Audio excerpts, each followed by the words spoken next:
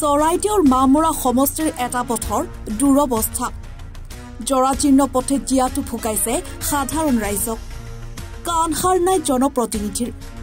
চৰাইদেউ জিলাৰ মামৰা সমষ্টিৰ বাটপথৰ জৰাজীৰ্ণ অৱস্থাই ৰাইজক জীয়াটো ফুকাইছে সমষ্টিটোত দুবাৰকৈ শাসনৰ গাদী দখল কৰা প্ৰতিনিধি যোগেন মোহনে দুটাকৈ কাৰ্যকালত সম্পূৰ্ণ কৰিব কিন্তু সমষ্টিৰ পথ উন্নয়নৰ নামত ঢাক ঢোল বজাই থকা চৰকাৰৰ উন্নয়নৰ ফপুলা স্বৰূপ উদঙাইছে চফৰাই মোহনগাঁৱৰ বাটপথে নিৰ্বাচনৰ সময়ত ৰাইজক দিয়া প্ৰতিশ্ৰুতি আজিকোপতি বিধায়ক তথা অসম চৰকাৰৰ মন্ত্ৰী যোগেন মোহনে পূৰণ কৰাত ব্যৰ্থ হয় আজি ৰাইজে নিজৰ গাঁঠিৰ ধন খৰচ কৰি পথটোত মেৰামতি কৰে বাৰিষা পথটোৰে কোনো বাহন প্ৰৱেশ কৰিব নোৱাৰে বুকাপানীৰ মাজেৰে ছাত্ৰ ছাত্ৰীসকলে বিদ্যালয়লৈ যাব লগা হয় শীঘ্ৰে পথটো মেৰামতি নকৰিলে আগন্তুক বিধানসভা নিৰ্বাচনত ৰাইজে যোগ্য প্ৰত্যুত্তৰ দিয়াৰ হুংকাৰ দিয়ে বিকাশ আচলতে আজিৰ দিনত চৰকাৰৰ মাত্ৰ এটা ফুপুলা শব্দ যিটো শব্দ মাত্ৰ তেওঁলোকে ব্যৱহাৰ কৰে টিআৰপিৰ কাৰণে তেওঁলোকে মাত্ৰ ব্যৱহাৰ কৰে ৰাইজৰ মাজত ভুৱা ছবি এখন দাঙি ধৰিবৰ বাবে বিকাশ আচলতে যদি চাবলৈ মন আছে আপোনালোকে চফৰাই মোহনগাঁৱৰ এই ৰাস্তাটোলৈ আহক বিকাশ আপোনালোকে দেখি পাব আজিৰ দিনত আমাৰ এই গাঁৱৰ চুবুৰী অঞ্চলৰ যিসকল মানুহ তেওঁলোকে নিজৰ গাঁঠিৰ ধন ভাঙি আজি আচলতে এই ৰাস্তাটো বনাব লগা হৈছে কিন্তু চৰকাৰে কি কৰি আছে চৰকাৰে শুই আছে আচলতে মামৰা সমষ্টিৰ এজন বিধায়ক এজন মন্ত্ৰী থকাৰ পাছতো গাঁৱৰ ৰাইজে যেতিয়া গাঁঠিৰ ধন ভাঙি এটা ৰাস্তা বনাব লগা হৈছে তেতিয়াহ'লে ভাবক বিকাশ কিমান জোৰত কিমান স্পীডত আচলতে আগবাঢ়িছে আচলতে বিকাশ তেওঁলোকে যেতিয়া নিৰ্বাচনৰ সময়ত আহে নিৰ্বাচনৰ সময়ত তেওঁলোকে প্ৰতিশ্ৰুতি তেওঁলোকে মাত্ৰ মুখেৰে নহয় তেওঁলোকে কাগজে পত্ৰই দিয়ে কাগজৰ প্ৰতিশ্ৰুতি দিয়াৰ পাছতো আজিৰ দিনত এই কাগজখন দেখাই দিছোঁ তেওঁলোকে যেতিয়া আহিছিলে তেওঁলোকে প্ৰতিশ্ৰুতি দিছিলে এই ৰাস্তাটো হ'ব বুলি যোগেন মোহন ডাঙৰীয়া আপুনি চাওক এখন আপুনি দিয়া প্ৰতিশ্ৰুতি আচলতে এই গাঁৱৰ মানুহসকলে যি হয় আপুনি ভোটৰ সময়ত আহে ভোটৰ সময়ত ভোট বেংকৰ ৰাজনীতি কৰিবলৈ আপোনালোকে ইয়াত উন্নয়নমূলক কথাৰ চিন্তাধাৰাৰ কথা কয় আপোনালোকে গ্ৰাম্যাঞ্চলৰ উন্নয়নৰ কথা কয় আচলতে গ্ৰাম্যাঞ্চলৰ উন্নয়ন এই ধৰণে হয় নেকি মই আপোনাক প্ৰশ্ন কৰিছোঁ গ্ৰাম্যাঞ্চলৰ উন্নয়ন কি ধৰণে হয় আচলতে আপোনাৰ কথা বতৰাবোৰ আপোনালোকৰ যি চেলবেলীয়া কথা বতৰাবোৰ আপোনালোকৰ বিজেপি চৰকাৰৰ যি চেলবেলীয়া কথা বতৰাবোৰ এই কথা বতৰাবোৰ এৰি সঁচা অৰ্থাৎ বিকাশ আৰু উন্নয়নৰ চিন্তাধাৰাৰ দিশে আগবাঢ়ক আপোনালোকে যি কমিশ্যন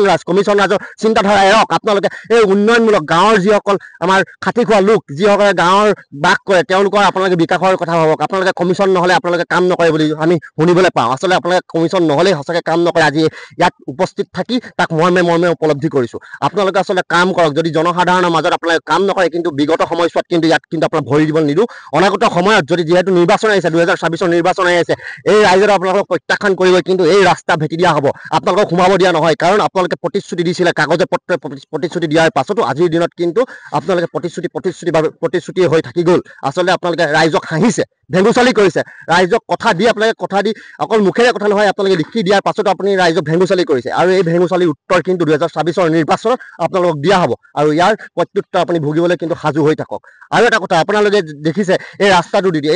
মাত্ৰ 50 ঘৰ নহয় আচলতে এখন গাঁও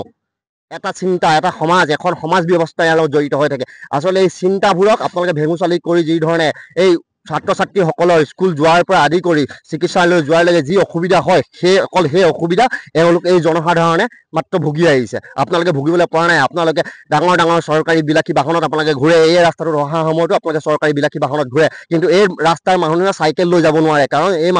ৰাস্তাত আপোনালোকৰ দৰে বিলাসী বাহন নাই আপোনালোকৰ দৰে চৰকাৰী কনভয় নাই চৰকাৰী গাড়ী নাই আপোনালোকৰ দৰে চাইৰেন বজাই এই ৰাস্তা দি যাব নোৱাৰে আপুনিও আচলতে এই ৰাস্তা দি চাইৰেন যাব নোৱাৰে কাৰণ এই ৰাস্তাত আপুনি সোমোৱাৰ লগে লগে আপোনাৰ কিডনিৰ বিষ পেটৰ বিষ আপোনাৰ গা বিষ হ'ব কাৰণ এই ৰাস্তা ইমানেই জৰাজীৰ্ণ অৱস্থাত আছে আজিৰ দিনটোত সমস্যা মানে এইটো ৰাস্তালৈ আজি আমি বহুত বছৰ জুৰিয়ে ভুগি আছো আমাৰ সোণাৰী সমষ্টি হৈ থকা অৱস্থাৰ পৰা আমি এতিয়া মামৰা সমষ্টিত সোমাইছোহি তপন গগৈ ছাৰক ক'লো ধৰ্মেশ্বৰ কোঁৱৰ ছাৰকো জনালো তেওঁলোকেও আহি ৰাস্তা চাই মেলি গ'লি কিন্তু আজিলৈকে একো উন্নয়ন নকৰিলে এতিয়া আমাৰ মামৰা সমষ্টিত সোমাইছে কি কয়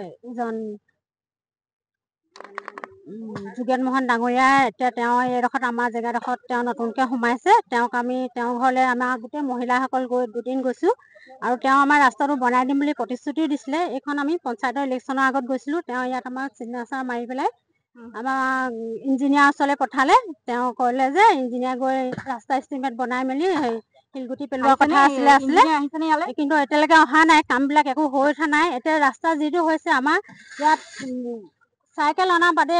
মানুহ খোজকাঢ়ি যাবলৈও মানে অসুবিধা হৈছে সেইটো কাৰণে আমি গোটেই গাঁৱৰ মহিলাই লগ লাগি নিজৰ গাঁঠি ধন ভাঙিয়ে ৰাস্তা আমি মেৰামতি কৰি আছোঁ তাকে শেষত আমি এইটোকে অনুৰোধ জনাইছোঁ যে জুগন মোহন ডাঙৰীয়াক ছাৰক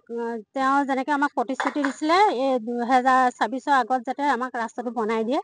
আমি তেতিয়া নথৈ আনন্দিত হ'ম নিৰ্বাচনৰ কাৰণে আমিও সাজু হ'ম তেতিয়া ব্যুৰো ৰিপৰ্ট NFR 24